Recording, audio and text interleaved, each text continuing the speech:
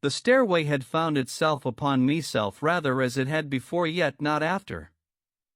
For you see, this was a day that none other had chanced to unfurl tidings of a dealing most ominous. Not the sunlight, nor the stairway in the middle of the field.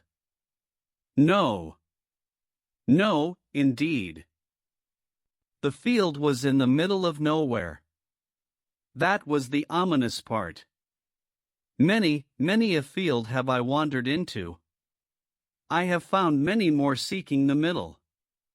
But this particular field was deliberately stumbled into in search of wheat.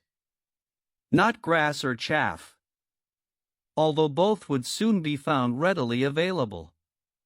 Stick a pin in that observation, for it is both ahead of the cart, and only a horse's ass would know where the head of the behind goes anyways. The stairs were constructed of spiral knot, though pitched impossibly steep, it had handrails, not. More curious still were the steps on the plot. Vertically wrought, with absence of thought, it was here your feet found purchase or. Jesus Christ, man! How in the fuck did one construct such a ladder with no rungs or side rails to contain them? Wait a minute. I smell something foul. It isn't the construction of the staircase either. Sniff. Cough. Huffle stuffle. My name can be found only after some kerfuffle. The thing lurched itself down with the eerie presence of a man that bordered on being unique, just below the top shelf, so much that one only needs stretch to reach the thing. Yet, if you lean too far, you find yourself tumbling into the lurch. My eyes did not fail, the stair had no rail. But surely, they deceive, its pitch near the 90th degree. Where did it go? Straight up to the ground, or the sky down below? Within a brain fart's length, the slender figure was upon me, bounding awkward and astoundingly. I felt a brain beginning to break wind. But then. The face was friendly though, clouded by darkness. I couldn't fathom its meaning, or from where it harkens. From my socketed balls, that were eyes lost in no walls. For fuck's sake this time, man. As the impossibly thick scarecrow withdrew a handle, he paused to feign a wink, so that it might cause a scandal, at which time from out of his sandal came the biggest heel whose embroidered hat bore the name Randall. Which moment came first, the transfer of Randall to Handel, or Sandy to Randy, I will never be certain. I began to feel hatred at the heel, because upon me it clearly came to transgress evil. Suddenly though, I felt my nerves begin to steel. Quare yet, was the intricate feel of the brain-shitting smell that now overtook the field. A double clap of knees popped at the cap, thundered down to snatch Randall from the map.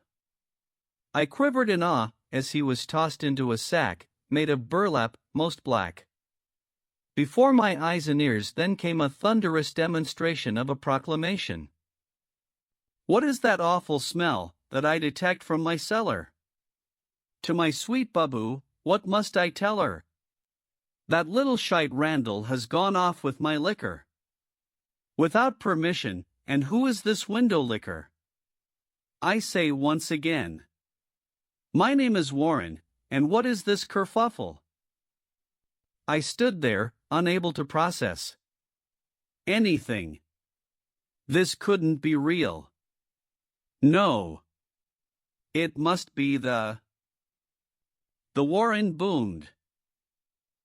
I say there, boy. I see you met Randall. For that I am sorry. Never mind him, as I will deal with him later. But in return for this, I expect one favor. I opened my mouth but found it slid shut by wave of hand and a crooked toothy smile. Never mind that idea you had. Let me tell you something I learned from my dad. You may rest here and even may feed. Please eat all that you want, and sleep as much as you need. But not before you change your mind, on some thoughts indeed. Again, my mouth did gape as I tried to speak, but the sound that came out was like that of blank tape. I understand your need to use words. But without thinking, there will be improper discords. Listen. Remember. My goddamn lips were moving along with my tongue and jaw, but once again there was no sound from my maw. It is anything you think it is, until you think it is. Only then may you think again. Here is where true learning may begin. Why the shits aren't I able to talk? Just what in the name of my foul breath is go? My mouth did close as I fanned my nose. I think you be well on your way to dinner. As for Randall, he is no winner. So, eat your fill, and fill this duffel. Then depart my cellar, with no further kerfuffle. I began a long-winded series of words out of my mouth trying to learn more about what the shitty shitter shit shite shittery was going on, but the only sound emitting from my vocal cords were the words, thank you. Over and over and over and over again. Good thing too.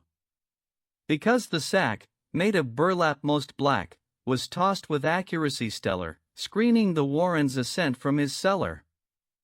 The last words I heard from this odd giant feller were meek and loving, as I heard exactly what he had to tell her. Rest easy, my sweet baboo.